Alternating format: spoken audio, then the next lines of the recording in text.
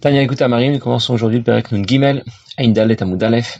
L'Admor Zakan a expliqué dans les prakim précédents que la Shrina est à l'essence du divin, ce que les Mochin sont à l'essence de l'âme. Ça veut dire qu'au départ, l'essence de la Neshama est au-delà de pouvoir intégrer le corps. À l'arrivée, la Neshama va intégrer chaque membre spécifique du corps et apporter à chacun de ces membres l'énergie qui est nécessaire pour les faire fonctionner. Et bien de la même façon, l'essence du divin est au-delà de pouvoir intégrer la création. Et à l'arrivée, le divin va intégrer chaque parcelle spécifique de la création pour lui apporter l'énergie qui est nécessaire pour exister et fonctionner. L'étape intermédiaire qui amorce ce processus d'intégration de l'essence de l'âme au corps, de l'essence du divin à la création, s'appelle les Mochin, le Kodesh HaKodashim. Et cette étape intermédiaire se répète plusieurs fois à chacun des différents niveaux du Seder Ishtalchelut, depuis Atzilut jusqu'à Asiya. Et l'Admor Zaken va maintenant nous expliquer que ce système qui à l'arrivée occulte la présence de Dieu dans la création connaît une percée. Et c'est dans le Kodesh HaKodashim, dans le Bet Hamikdash, là où se trouvait le Aaron et les Luchot, que se révèle le divin directement depuis le Kodesh HaKodashim, de Bria ou de Asiya, sans subir la Hitlapshut habituelle.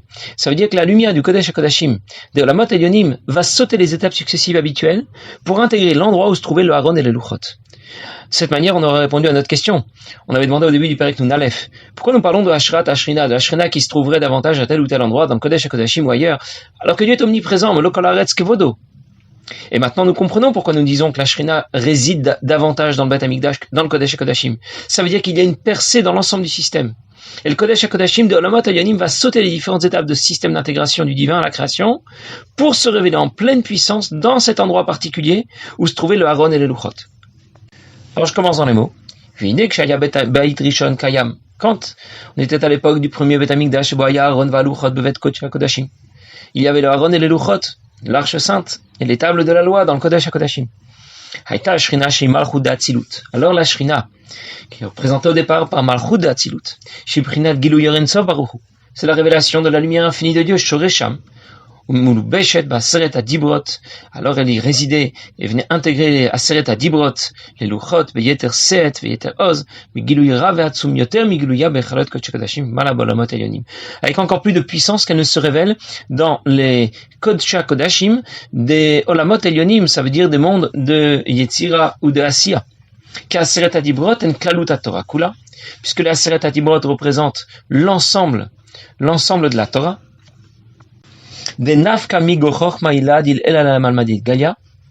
Qui traverse Chochmaïla, la sagesse suprême de Dieu, ça veut dire la première des surahs du système, du Seder Ishtalchelut, dans le schéma des surahs du monde d'Atzilut, Chochmaïla, l'Ela Malmadid Galia, qui est bien plus haut que ce qu'on a appelé Almadid Galia, c'est-à-dire Malchut. Qu'est-ce que l'Admor Zaken vient de nous dire? Les Luchot, Aseret Adibrot représente toute la Torah. Il y a Ibn Ezra qui rapporte la correspondance qui existe entre chacun des mots d'Aseret Adibrot et les 613 mitzvot. Et l'Admor Zaken explique que la lumière qui va éclairer le Kodesh HaKodashim dans le Bet Hamikdash dépasse l'ensemble du système, dépasse le Seder Ishtalchelut, puisqu'elle va traverser Chochmaïla. Puisqu'elle traverse Chochmaïla, la première des sphirotes de tout le système Chochma, eh bien c'est donc qu'elle provient d'au-delà de Chochma. C'est son origine, son point de départ. Puis elle va s'y révéler à partir du Kodesh HaKodashim, c'est-à-dire l'association Mochin Torah dont on a parlé dans le Perek précédent du monde de Bria dans le premier Bet Hamikdash, ou l'association Mochin Torah du monde de Asiya dans le deuxième Bet Hamikdash. Ça veut dire qu'il faut bien distinguer l'intensité de cette lumière et la façon dont elle va se révéler. Son intensité et sa puissance est énorme. Elle dépasse tout le système, tout le Seder Ishtalchelut. C'est au-delà de tout le Olamot. Cela traverse Chochmaïla. Maintenant, comment elle s'y révèle? Soit à travers le Kodesh HaKodashim de Bria, soit à travers le Kodesh HaKodashim de Asiya. L'Admor Zaken continue et il nous dit que pour pouvoir graver la Seret Adibrot dans la pierre des Luchot, des tables, lo yarda mi madriga le madriga kederech ishtalcheluta olamot, eh bien, il n'y a pas une descente progressive qui a suivi l'ordre d'enchaînement des mondes, ad olamazah gashmi jusqu'à notre monde, ki olamazah gashmi mitnaeg bitlab shuta teva gashmi. Dans notre monde, chacun des éléments de la création correspond à l'intégration du divin, à la nature, aux règles de la nature, à la création.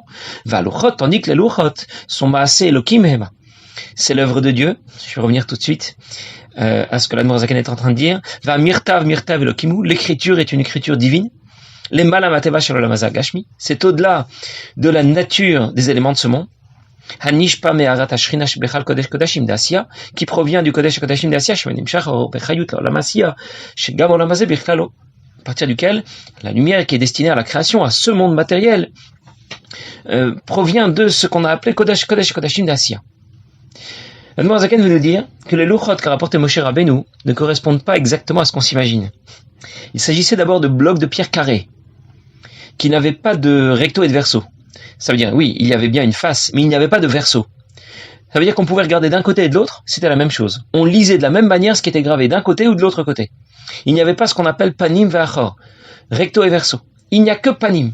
C'était recto des deux côtés, pas de verso. Les lettres qui étaient gravées, pour celles qui possèdent une partie centrale, bien tenues par miracle, les lettres même sophite, ou bien le samer, ne pouvaient pas a priori être gravées comme les autres lettres de part en part, parce que la partie centrale de la lettre va sauter. Elle ne tient pas a priori. Et pourtant, ces lettres étaient bien gravées dans les louchot, et la partie centrale tenait par miracle. On comprend donc qu'il s'agit d'un mirtav Elokim, d'une écriture divine. Ces louchot étaient maasé Elokim, étaient l'œuvre de Dieu. Et si la lumière qui intègre les louchot avait suivi le processus normal d'intégration du divin au Seder Ishtalchelut, eh bien les règles de la nature auraient dû s'appliquer, comme elles s'appliquent aux différents éléments qu'on trouve dans ce monde. Et la nature aurait dû s'appliquer aussi aux Luchot. Alors on y aurait trouvé un recto et un verso, des lettres même et samer pour lesquelles la partie centrale aurait dû être soutenue. On aurait peut-être dû placer des petits clous pour maintenir la partie ronde, la partie centrale de la lettre. Et pourtant les règles de la nature ne s'appliquaient pas aux Luchot. Elles auraient dû s'y appliquer, mais elles ne s'y appliquent pas. Parce que la lumière divine qui atteint les Luchot a sauté les étapes du Seder Ishtalchelut et n'est plus soumise aux règles de la nature. Le Aaron aussi obéit à la même règle. On dit du Aaron que Makom Aaron est nominamida. Ça veut dire que si je mesure la distance entre le Aaron et le mur à droite, et la distance entre l'Aaron et le mur à gauche, je retrouve la même distance qui sépare les deux murs. Où est passé le Aaron? Pourtant il est là. Si j'osais, je pourrais le toucher avec mes mains. Le Aaron est bien là, mais en même temps il n'est pas là. Ça veut dire que les règles de la nature ne fonctionnent pas ici. Parce que la lumière qui brille dans le Kodesh Kodashim a sauté toutes les étapes du système d'intégration du divin à la création. Elle est complètement décalée par rapport à la création. Dans le Kodesh Kodashim du premier Beth Amikdash se trouve le Aaron, se trouvent les Luchot, qui sont sous l'éclairage direct de Malchut du monde de Bria. Malchut de Bria distribue l'énergie nécessaire à l'existence et au fonctionnement du Gan Eden à Elyon, du Gan Eden suprême dans lequel se trouvent des Neshamot. Les Malachim qui évoluent dans le monde de Bria sont aussi sous projecteur de Malchut de Bria. Mais la lumière qui émane de Malchut de Bria se retrouve aussi directement dans le Kodesh Kodashim du premier Beth Amikdash. Ça veut dire qu'il y a un court-circuit dans le système depuis Malchut de Bria jusqu'au Kodesh HaKodashim du premier Beth Amikdash. Et on comprend mieux maintenant ce que veut dire ce que veut dire Ashrat Ashrina. La Shrina est présente dans le Kodesh HaKodashim du Beth Amikdash. Mais Melokol Haaretz Kevodo, Dieu est présent partout. Ça veut dire que le niveau de Shrina qu'on y trouve est supérieur à celui que l'on trouve partout ailleurs dans le monde. C'est ce que nous dit l'Admor Zaken tout de suite dans les mots. Et là, Prinat Chochma Ila de Atzilut, Shiklalut Torah Sheba Seret Adibrot. Chochma Ila, la sagesse suprême de Dieu, celle qui correspond à la première des sphérotes du monde de Atzilut, et qui représente l'intégralité de la Torah, puisque la Torah c'est l'expression de la sagesse de Dieu, en concentré, en condensé, comme dans la Seret Adibrot, Nitlap Shabbat Malchut de Atzilut de Bria Levadan, est venu intégrer Malchut de Atzilut, puis Malchut de Bria. Elle fusionne avec Or Ein Sof qui s'y trouve, et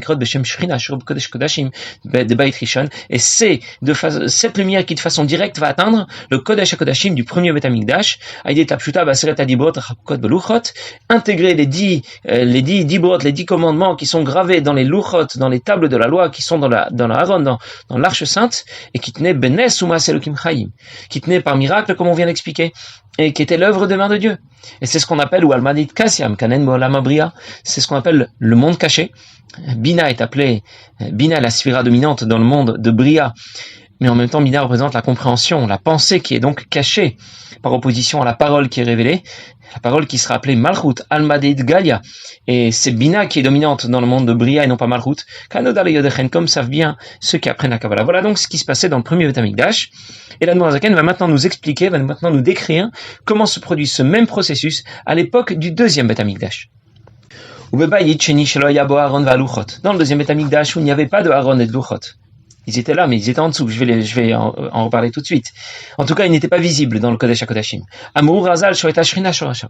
On nous dit que là-bas, la Shrina ne résidait pas. Qu'est-ce que ça veut dire? Pérouche. Madrigat Shrina Shaitashura Beit Rishon. Quelle Shrina n'y résidait pas? Celle qui résidait, le niveau de Shrina qui résidait à l'époque du premier Beth Amikdash, ne se retrouvait pas à l'époque du deuxième. Shelo Kederech Ishtalchelut Olamot, en ayant sauté tout le circuit.